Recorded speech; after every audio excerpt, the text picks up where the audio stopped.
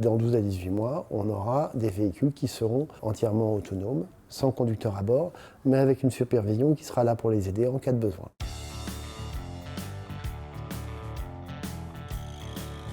Je suis Olivier Lecornec et je repense la mobilité autonome, partagée et durable pour les villes et campagnes du futur.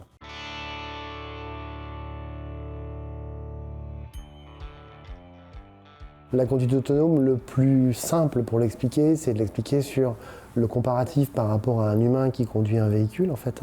Un humain qui va conduire un véhicule va utiliser les différents capteurs sensoriels qui sont à sa disposition.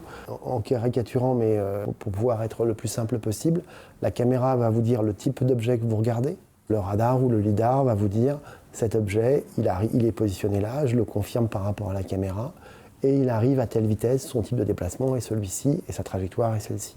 À partir de là, vous avez des algorithmes de décision, qui sont des algorithmes qui doivent vous permettre de dire, voilà, en fonction de la trajectoire de ce véhicule, de cette voiture, de cette bicyclette, en fonction de l'endroit où je dois aller, comment j'adapte ma vitesse, comment j'adapte ma trajectoire, pour toujours être en sécurité, toujours respecter les autres usagers de la route, et en même temps, faire attention à mes passagers à bord. On est en train de transporter 15 personnes à la fois, dans des conditions où on a un véhicule qui est écologique, on a 0 émission au pot d'échappement puisqu'on est sur des véhicules électriques. Aujourd'hui, nous roulons avec des opérateurs à bord qui sont là pour surveiller le service, puisqu'en fait, on doit prouver que nos véhicules peuvent être complètement autonomes.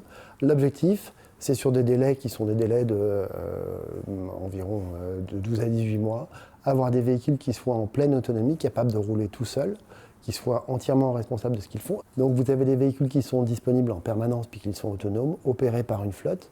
Et en fait, vous allez aussi pouvoir offrir des services à un coût inférieur de celui d'un chauffeur de bus.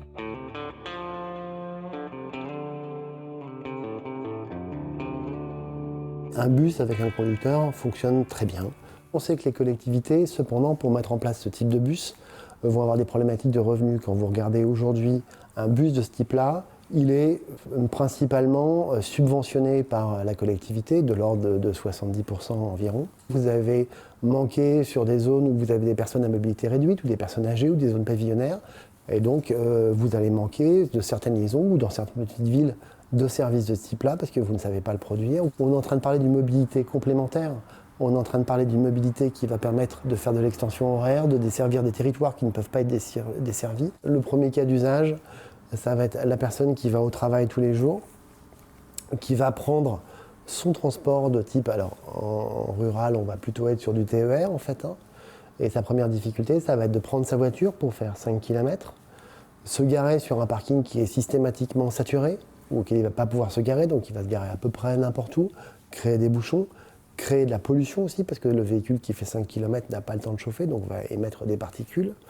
Et après, louper son train, parce que finalement, comme il n'a pas réussi à se garer en temps, il va prendre le train un quart d'heure après et arriver en retard. C'est typiquement le cas d'usage aujourd'hui qu'on déploie avec Berthelamy en Val-de-Drôme, en fait, où on a un système de transport autonome avec nos navettes qui vient relier la gare de Cray à une zone d'activité, et cette zone d'activité avec un parcours qui fait 9 km. Donc on est en train de se positionner par rapport à l'arrivée des trains et aller vers cette zone d'activité et fournir un vrai service.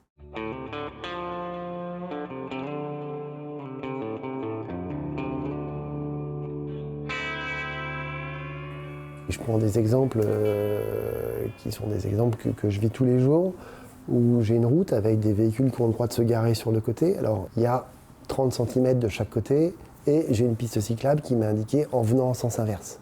En gros, j'ai une signalisation qui indique là où j'ai le droit de rouler, mais en fait, je ne peux pas respecter la piste cyclable en elle-même, puisque de toute façon, je suis obligé de rouler dessus.